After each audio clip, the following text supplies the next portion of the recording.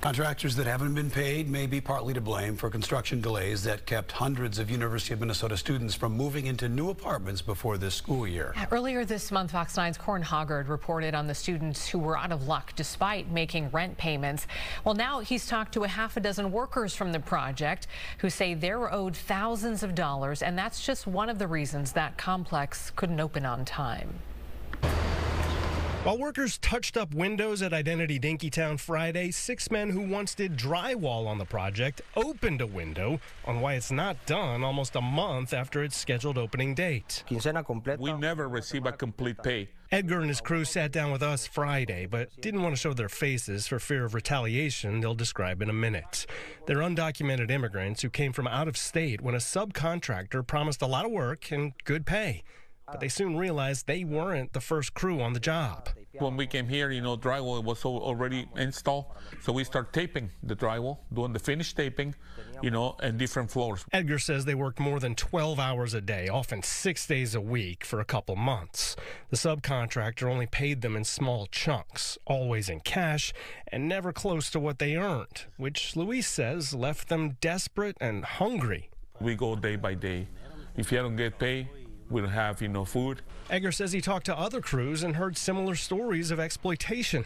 They eventually walked off the job after seeing other teams abandon it when the money didn't come. And they left the work, not finished, unfinished, because they don't get paid. And then they brought another one and another one, the same like us, and that's why, it was a big delay in the project. The president of the Minnesota Building and Trades Council testified at a Senate committee hearing that a lot of these workers are misclassified as independent contractors, not employees.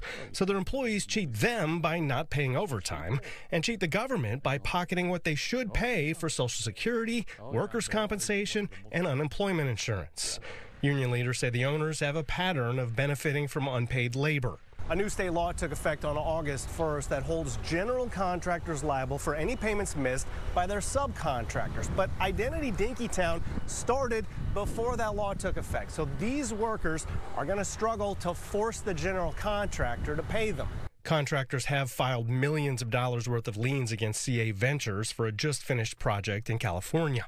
A company spokesperson tells me they've fully paid the general contractor on Identity Dinkytown, so this seems to be a dispute at the subcontractor level. And one of the Identity Dinkytown teams has filed a lien against the subcontractor Drywall Enterprises for unpaid labor. That company is contesting the lien, and they say workers have been paid in full. Edgar and his team worked with the same subcontractor. They say when they asked for payment in full, all they got was intimidation. We've been threatened, that they're going to kill us. And it's one of the main things, me and my co-workers, we are scared. Luis says he once told the subcontractor he'd accept not getting paid if he could just leave with his life. But he and his team are not giving up. They went to the Carpenters Union, and they're in the process of filing a wage theft complaint. But they live in fear every day, and not just for their lives. He knows that we are, not legal in the country, and, he always make those comments, that we are very sensitive and vulnerable, to maybe being deported.